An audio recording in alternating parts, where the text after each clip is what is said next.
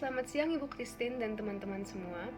Kami dari kelompok 7 ingin mempresentasikan proposal penelitian kami yang berjudul Daya Guna RUU Tindak Pidana Korupsi terhadap Aktualisasi Aksi Pemberantasan Tindak Pidana Korupsi. Perkenalkan, nama saya Priscilia Zorita dengan NIM 010511902227. Perkenalkan, saya Bucin Karifala Bita dari kelompok 7 dengan nomor NIM 0105119096. Halo, nama saya Luisa Syaora Amalia dan NIM saya 010511900124. Saya Kisha Gabriela dari kelompok 7. Nama saya Renaldi Julian Pratama. NIM saya 01051190-101. Selamat menyaksikan.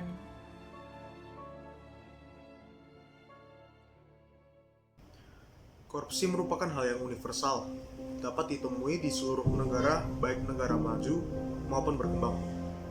Korupsi dapat berupa dari berbagai cara, yaitu dapat berupa pengaliran uang ilegal antara perbatasan negara, penyuapan internasional, penyalahgunaan jabatan publik, penggelapan pajak, penipuan, serta dan lainnya.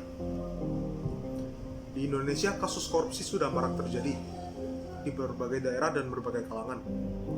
Peraturan yang mengatur tentang tipikor sudah diatur dalam KUHP yang sudah ada sejak zaman Belanda dan sudah berubah dan berkembang sejak saat itu. Apakah pembentukan RUU KUHP dapat membantu pemerintah dalam mengatasi tindak pidana korupsi? Apakah RUU tindak pidana korupsi yang lalu berpihak kepada rakyat atau kepada koruptor? Bagaimana cara mengoptimalkan RUU tentang tindak pidana korupsi agar dapat digunakan dengan baik? Metode penelitian yang kami gunakan adalah metode studi pustaka, yaitu dengan mengumpulkan informasi yang berhubungan dengan topik atau masalah yang merupakan objek penelitian. Informasi ini dapat diperoleh dari berbagai buku, karya tulis ilmiah, internet, ensiklopedia, disertasi, tesis, dan lain-lain. Dalam setiap pembentukan suatu kesatuan, suatu badan, suatu organisasi, selalu terdapat penggunaan kata sistem, yang secara harfiah berarti menyatunya bagian-bagian yang banyak.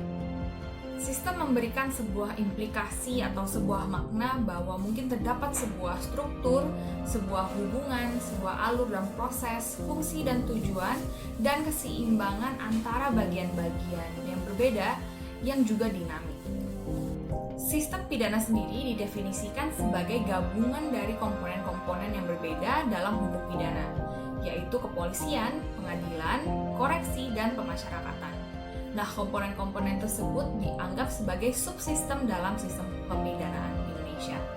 Ketiganya memiliki tujuan yang sama, yaitu keselamatan umum. Perlu diingat bahwa hukum pidana tidak dapat menerapkan dirinya sendiri, tapi ia harus dijalankan, diterapkan, dan selalu dijaga oleh komponen-komponen tersebut dan orang-orang yang bekerja di dalam komponen itu.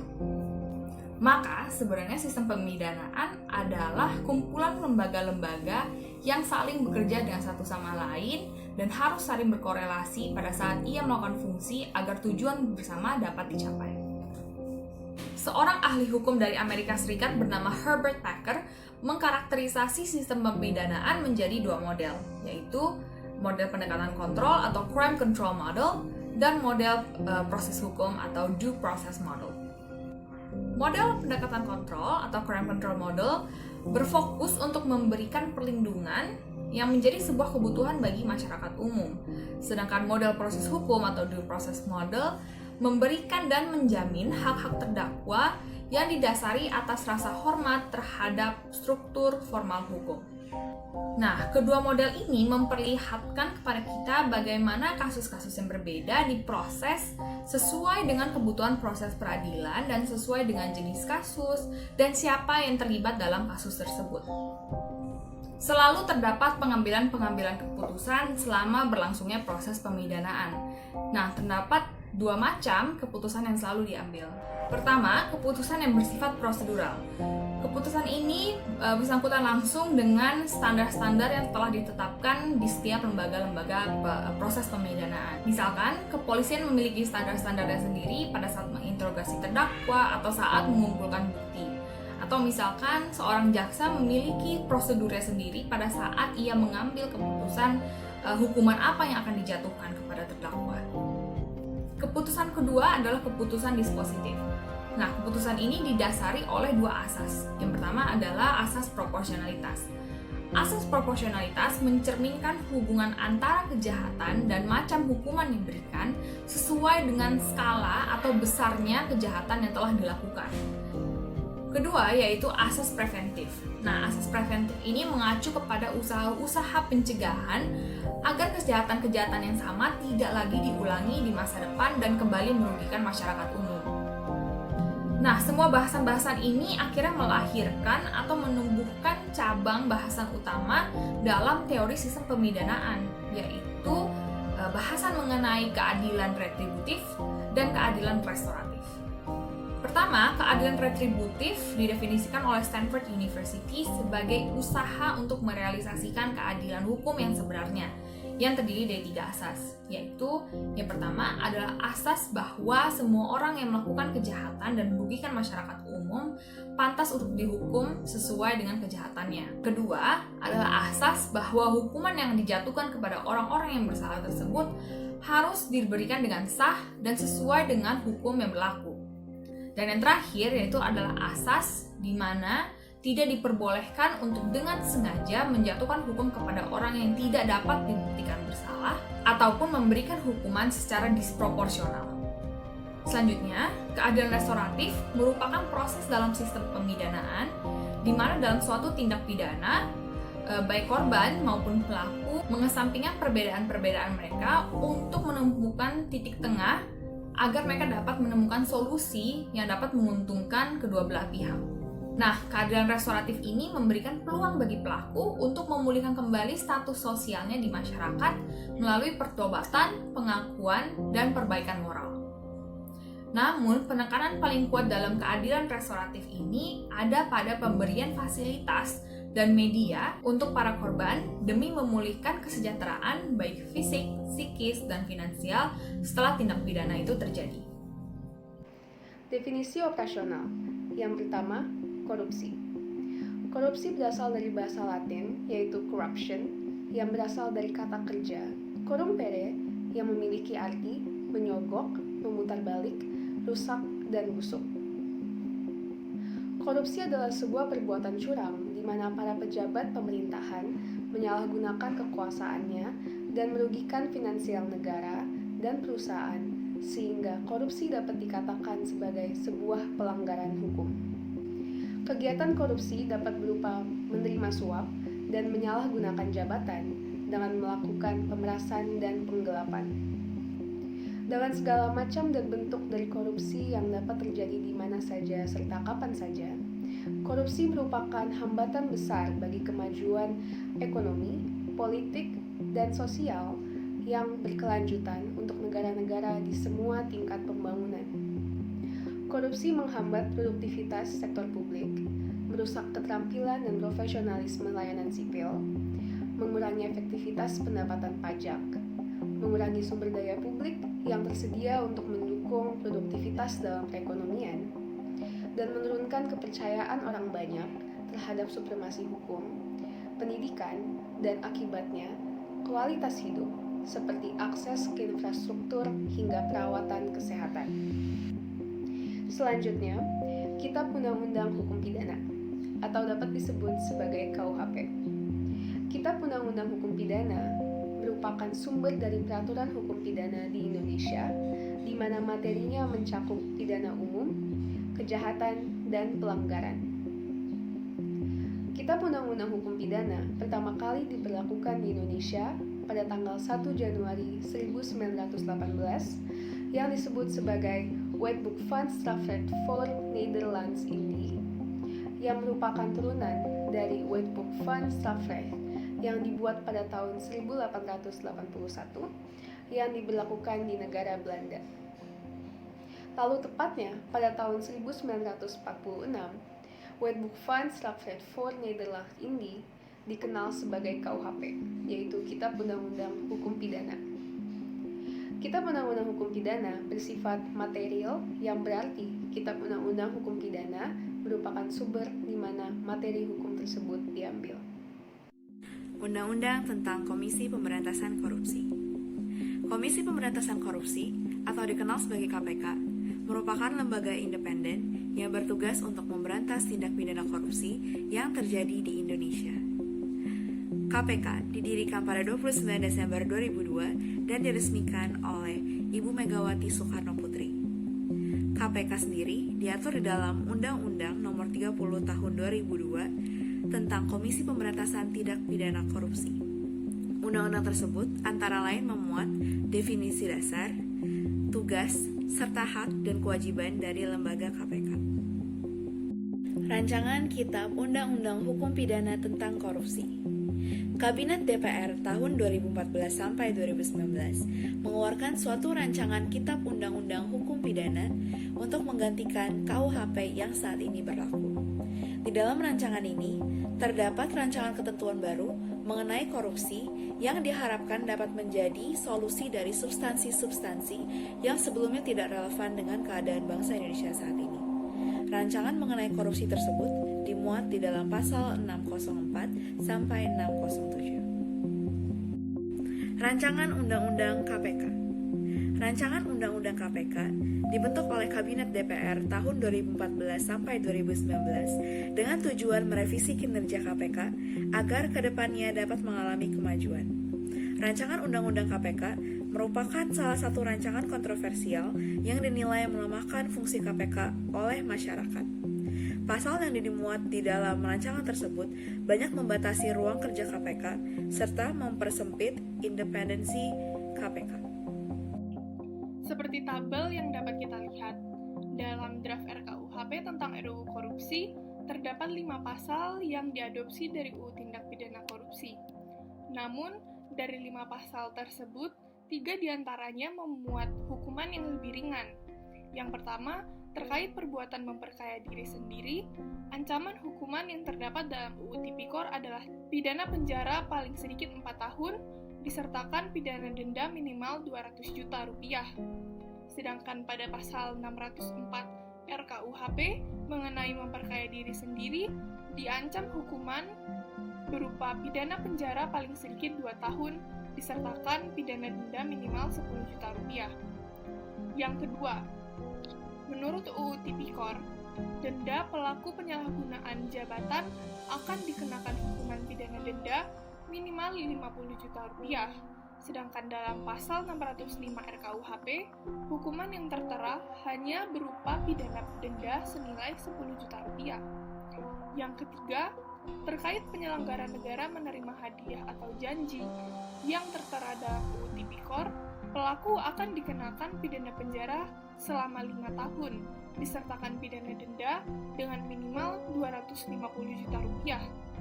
Sedangkan menurut pasal 607 RKUHP, pelaku akan dikenakan ancaman pidana paling sedikit selama 4 tahun, disertakan pidana denda minimal 200 juta rupiah. Namun demikian, tidak seluruh pasal yang terkandung dalam RUU Korupsi memberi ancaman hukuman yang lebih ringan kepada koruptor dibanding dengan UU Tipikor. Sebagai contoh, terdapat pemberatan ancaman pidana penjara yang tertera dalam pasal 605 RKUHP, yaitu selama 2 tahun. Sedangkan pidana penjara yang mengancam perbuatan pelaku penyalahgunaan jabatan yang diatur dalam UU Tipikor hanya selama 1 tahun.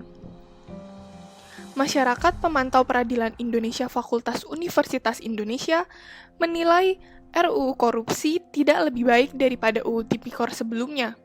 Hal itu mengacu pada RUU Korupsi yang juga merupakan pasal turunan daripada pasal-pasal yang tertera dalam UU Tipikor. Selain itu, RUU Korupsi tidak memuat beberapa ketentuan yang tertera dalam UU Tipikor. Hal itu dapat menggiring para koruptor untuk secara leluasa melawan berbagai upaya pemberantasan tindak pidana korupsi. dikarenakan undang-undang yang mengatur tentang pemberantasan tindak pidana korupsi memberi keringanan ancaman hukuman. Terciptanya kelonggaran bagi para koruptor juga disebabkan oleh adanya revisi akan Undang-Undang KPK, yakni Undang-Undang Nomor 20 Tahun 2002 tentang Komisi Pemberantasan Tindak Pidana Korupsi. Pada tahun 2019, DPR melakukan pengesahan akan perubahan terhadap sejumlah pasal yang terlihat cukup signifikan daripada UU KPK yang sudah ada sejak lama. Satu di antaranya, KPK yang semula merupakan lembaga independen yang bergerak secara mandiri dalam menjalankan aksi pemberantasan korupsi, kemudian memiliki suatu instansi yang mengawasinya, yaitu Dewan Pengawas. Dewan Pengawas sendiri yang telah dianalisis justru menimbulkan pengekangan terhadap kewenangan yang biasa dimiliki oleh KPK. Secara keseluruhan, kedudukan UU Tipikor yang tidak lagi menjadi lex spesialis atau hukum yang bersifat khusus menimbulkan celah hukum yang baru yang kian dapat diperalat oleh pihak koruptor, terutama dengan tidak disinggungnya KPK dalam RUU Korupsi. Meskipun demikian, telah ditetapkan dalam peraturan peralihan bahwa KPK tetap berwenang dalam pemberantasan korupsi. Namun, dengan adanya beberapa alterasi pasal dalam UU KPK, membuat KPK menjadi lembaga yang betul-betul berada dalam pengawasan negara. Hal tersebut bukanlah suatu perubahan yang sepenuhnya melemahkan KPK, akan tetapi terlihat jelas akan mempersulit gerakan pemberantasan korupsi dalam ranah aparatur negara. Hal ini kian dapat menjadi celah hukum bagi para koruptor untuk menghilangkan KPK yang mana sama saja dengan menimbulkan masalah baru. Terkait revisi Undang-Undang KPK, terdapat beberapa perubahan yang cukup signifikan yang menurut kami dapat memberikan kelonggaran hukum bagi para koruptor serta melemahkan lembaga negara KPK. Yang pertama, berdirinya instansi Dewan Kepengawasan. KPK ini merupakan sebuah lembaga negara yang bersifat independen. Sebelumnya, mereka beroperasi, bekerja, menjalankan tugas-tugasnya hanya berdasarkan ruang lingkup keanggotaan KPK yang tentunya telah melewati proses pelantikan, tanpa adanya campur tangan daripada instansi pemerintahan, Dewan Perwakilan Rakyat, maupun instansi daripada pihak aparat kepolisian. Setelah adanya Dewan Pengawas ini, mereka mempersempit ruang gerak dan ruang lingkup pekerjaan KPK. Terlebih lagi, mengurangi kebijakan-kebijakan dan kewenangan yang dimiliki oleh KPK. Sebagai contoh, perihal penyadapan. Kini KPK tidak lagi dapat melakukan penyadapan tanpa melakukan perizinan terlebih dahulu kepada Dewan Pengawas. Hal tersebut kian dapat memperlambat dan menghambat proses penyelidikan dan penyidikan. Mengapa demikian? Karena KPK tidak lagi dapat bertindak secara sigap untuk menginvestigasi pihak yang telah ditetapkan sebagai tersangka.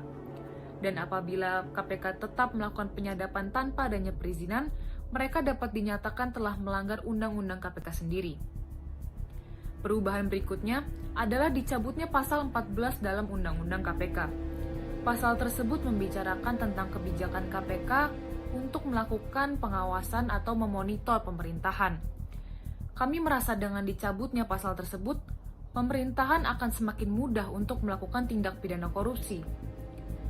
Mengapa demikian? Hal tersebut dikarenakan pemerintahan dalam hal ini adalah pejabat-pejabat negara, tidak lagi di bawah pengawasan KPK. Sehingga hal tersebut juga akan menyulitkan KPK untuk melakukan pemberantasan tindak pidana korupsi dalam ranah pemerintah. Setelah dilakukannya pengkajian, dapat ditariknya beberapa poin-poin kesimpulan sebagai berikut. Yang pertama, korupsi merupakan sebuah perkara lumrah dan kompleks yang dapat berlangsung baik dalam ruang lingkup pemerintahan maupun swasta. Yang kedua, pemerintah telah mengajukan rancangan Kitab Undang-Undang Hukum Pidana tentang Korupsi sebagai upaya pemberantasan korupsi di Indonesia. Namun sayangnya, rancangan KUHP tentang korupsi tersebut tidak memiliki kesinambungan dengan aturan-aturan yang tertera dalam Undang-Undang Tindak Pidana Korupsi.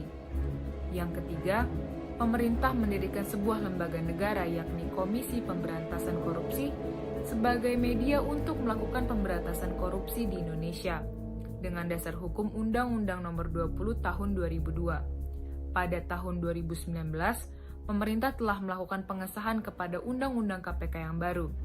Namun, perubahan undang-undang tersebut justru melemahkan kedudukan KPK. Pada intinya dibutuhkan sebuah korelasi dan koherensi yang kuat antar masing undang-undang agar tidak adanya sebuah kesenjangan, perbedaan, dan keganjalan dalam undang-undang yang seharusnya saling bahu-membahu dan berhubungan secara erat untuk menegakkan hukum di Indonesia. Saran yang dapat kami ajukan kepada instansi pemerintahan adalah untuk mencantumkan teori Van Tolleting dalam rancangan undang-undang korupsi. Hal tersebut kami sampaikan agar rancangan undang-undang korupsi dapat tersusun dengan baik. Sedangkan untuk masyarakat, kami ingin mengingatkan betapa pentingnya untuk menanamkan nilai-nilai kejujuran, cinta tanah air, dan bela negara.